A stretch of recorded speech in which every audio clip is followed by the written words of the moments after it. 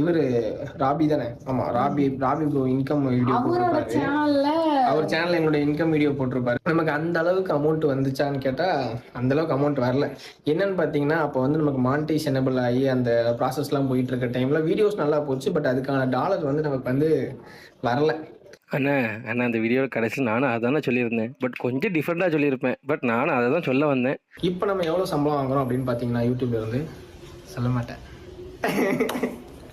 சொல்ல மாட்டேன். இது தப்பு தானே? பார்த்தீங்களா? ஒன்றும் இந்த டாபிக் எடுத்துடக்கூடாது. எடுத்தால் சொல்லியிருக்கணுமா? ஸோ அதனால தம்பி நான் சொல்கிறேன், சரிங்களா? அதாவது நம்ம அஸ்வின் ஷார் ஆஃபீஸில் அவங்க சேனலில் கடைசி 30 நாள் போட்ட வீடியோஸ் மட்டும் எவ்வளோ வியூஸ் போயிருக்குன்னா 16,09,000 வியூஸ் போயிரு, சரிங்களா? இதுக்கு 1000 வியூக்கு எவ்வளோ வருதுன்னு அவங்களே சொல்லியிருந்தாங்க. அதை வச்சு தான் கால்குலேட் பண்ண போகிறோம். 1000 வியூஸுக்கே 20 ரூபா தான் அப்படிங்கிறப்போ 1000 வியூக்கு வெறும் 20 ரூபா தான், சரிங்களா? அப்படி கால்குலேட் பண்ண எவ்வளோ வருது? ஒரு 32,150 ரூபா கிட்ட கடைசி 30 நாள் நம்ம அஸ்வின் ஷார் ஆஃபீஷியல் சேனலுக்கு வந்திருக்கணும். அவ்வளோதான்.